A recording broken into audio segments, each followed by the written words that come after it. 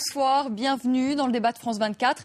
La décision était très attendue. La Cour suprême allait-elle invalider ou non la principale réforme de Barack Obama, la réforme de l'assurance maladie? Eh bien, la réponse est non. Les juges ont confirmé tout à l'heure l'intégralité de la loi. Eh bien, désormais, chaque Américain aura pour obligation de se doter d'une assurance maladie sous peine d'une amende. Jusqu'à présent, 30 millions d'Américains sur 300 millions n'ont pas de couverture santé. Et c'est évidemment ce soir une victoire pour Barack Obama.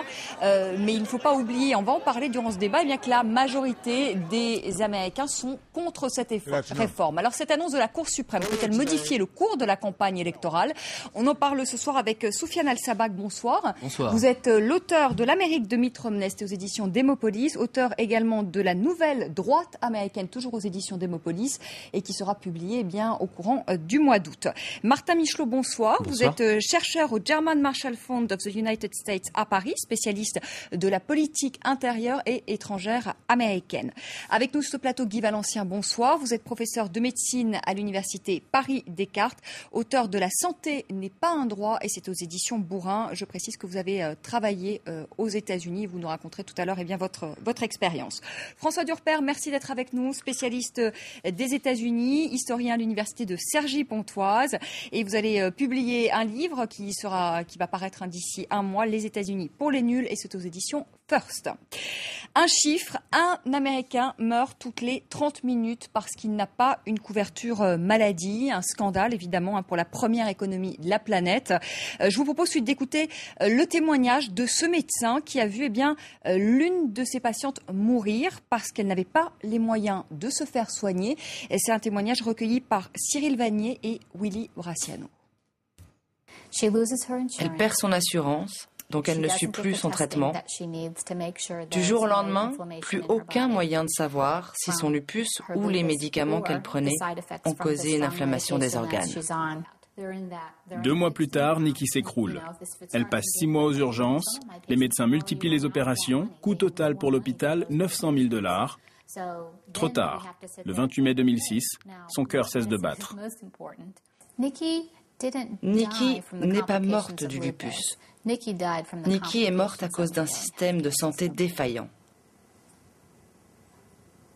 Elle est morte parce que quand elle en avait besoin, elle n'a pas pu se payer les soins nécessaires.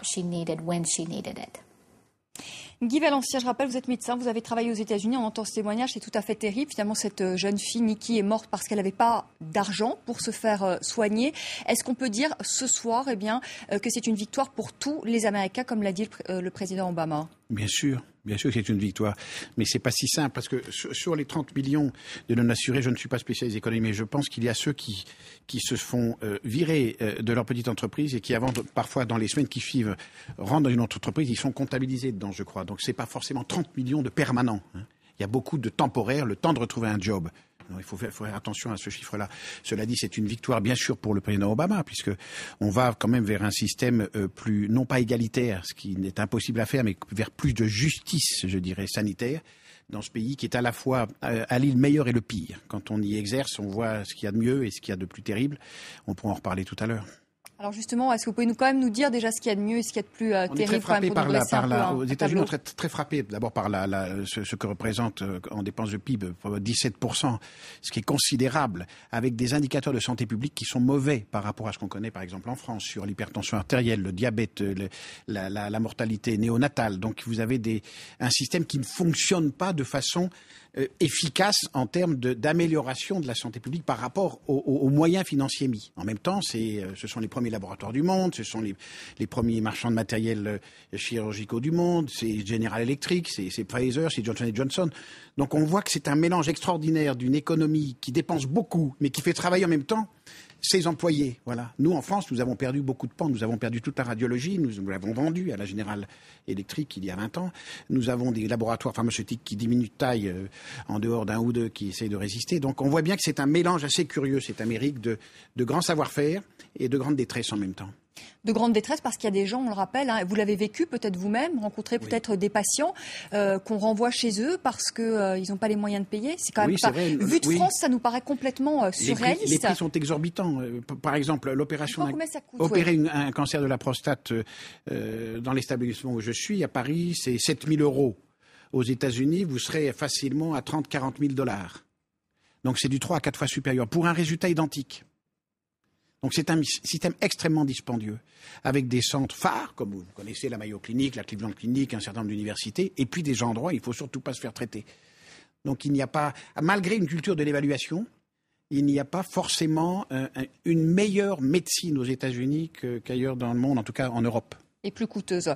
François Durper, est-ce que vous pouvez nous expliquer ce qui va changer aujourd'hui avec cette réforme ? Déjà d'un mot, parce qu'il faut quand même expliquer, on est dans un État fédéral, donc c'est très difficile. Est-ce qu'on doit évaluer les États-Unis par rapport à la France, qui est un État centralisé depuis très longtemps, ou aux États-Unis peut-être d'Europe un jour, et là c'est complètement différent. Si on prend par rapport à la France, les inégalités, elles sont beaucoup plus importantes. Si on prend par rapport aux États, pas de l'Europe, de l'Union européenne, alors là depuis 2 siècles, les Américains ont réussi à faire beaucoup plus d'égalité. Mais en même temps, c'est vrai qu'on perçoit le nombre de prix Nobel de médecine. Je pense que les Américains sont en tête, numéro 1 avec de prix Nobel de médecine, et en même temps l'obésité. Enfin, on le voit, Michelle Obama s'est beaucoup impliquée dans ce domaine, les problèmes sanitaires. Puis c'est vrai que le temps de retrouver un emploi, on n'a pas d'assurance. Mais alors, il faut trouver un emploi.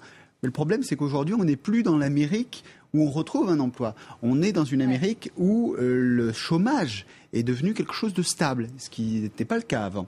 Et donc ça veut dire qu'il y a des gens qui véritablement n'ont pas accès à cette assurance santé et qui dorénavant, à partir de 2014, eh bien, tout le monde devra se doter d'une assurance santé. Alors là, c'est simplement un aspect de l'assurance. Il y a d'autres aspects, et notamment qu'Obama a rappelé dans son discours, et en particulier l'impossibilité désormais de choisir pour les assurances qui elles assurent. D'ailleurs, Obama n'en a pas parlé ce soir, mais on a parlé au cours de ces mois. Il parlait de l'histoire de sa maman. Sa maman est morte d'un cancer et n'a pas pu se soigner. Donc il expliquait, moi j'ai vu ça de près et je trouve ça inacceptable.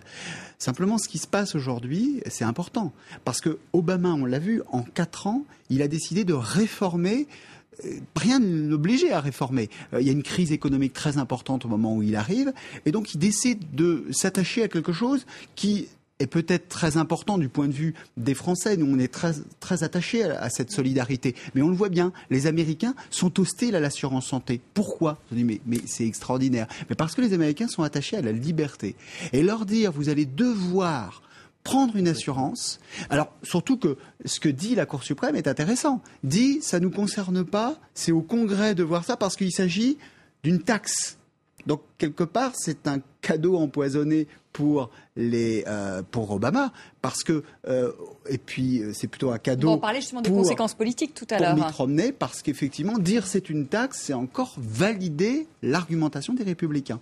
Sofiane El Sabbagh, ce qui est incroyable et ce que vient de dire François Durper, c'est que la majorité des Américains, ce que nous on voit de France en se disant, enfin, ils vont pouvoir avoir une assurance maladie, être soignés, on trouve ça formidable pour les Américains. Eh bien, eux sont contre. Et c'est vrai que là, on a un peu du mal à comprendre. Alors, c'est ce que disait François Durper, c'est la liberté individuelle qui prône avant tout. Absolument. Je pense que the land of freedom, c'est les États-Unis aujourd'hui. François l'a souligné, c'est vital en tant qu'Européen de visualiser bien ça et que le système avec l'État qui est très très puissant en Europe n'est pas du tout le même aux États-Unis, d'une part parce que la culture est différente et d'autre part, François en a parlé aussi, mais les États-Unis sont un État fédéral.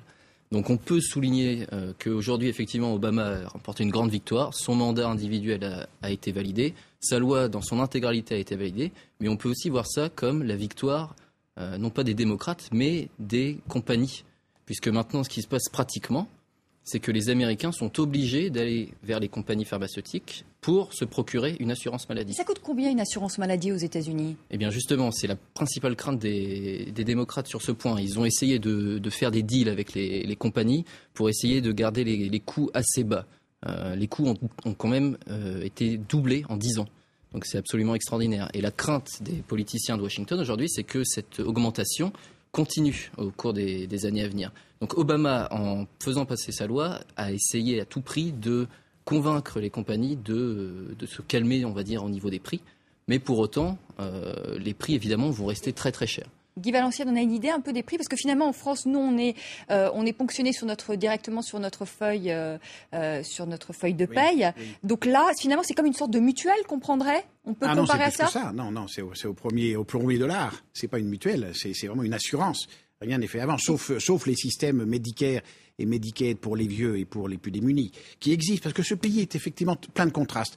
Vous avez 1000 façons d'assurer des moyens de santé. Vous avez des groupes comme Kaiser Permanente, vous avez les vétérans, vous avez des systèmes municipaux, des systèmes étatiques, État par État, des systèmes fédéraux. C'est très passionnant. C'est un espèce de laboratoire de système sanitaire, l'Amérique.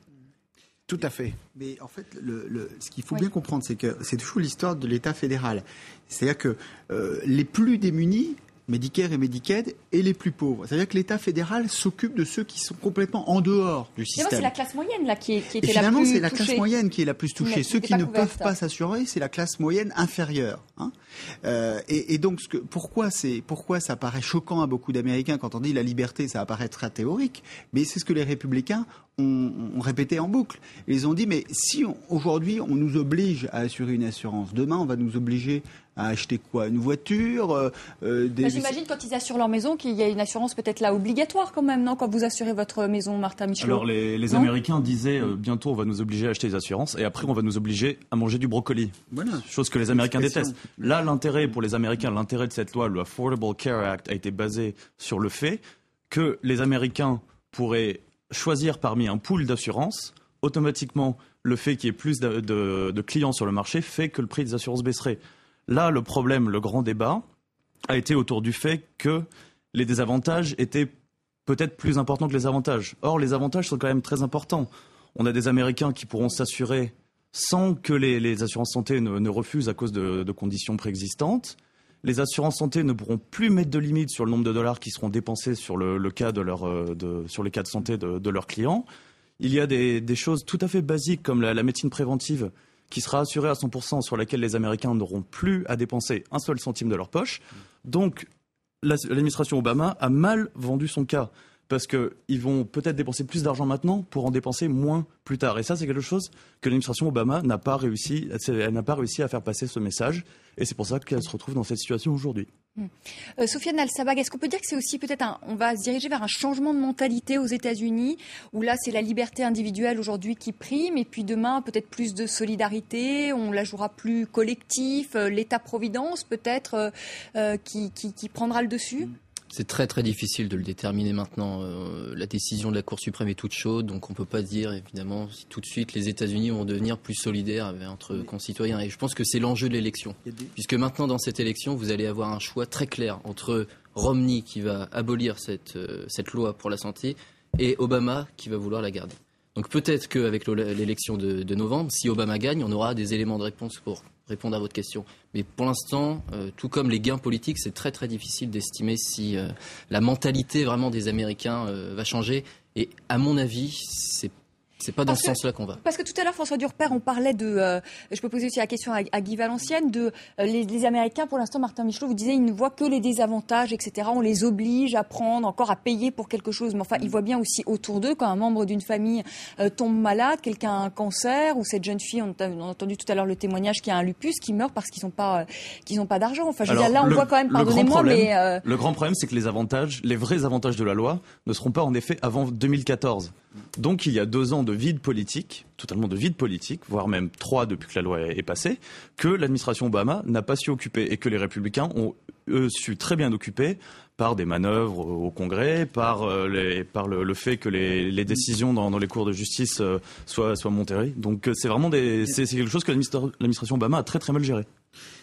En fait, vous parlez d'un changement de mentalité, mais les Américains ne pensent pas tous pareil. Ce qu'on appelle le pluralisme démocratique, vous avez plein d'idées différentes aux États-Unis qui peuvent s'exprimer.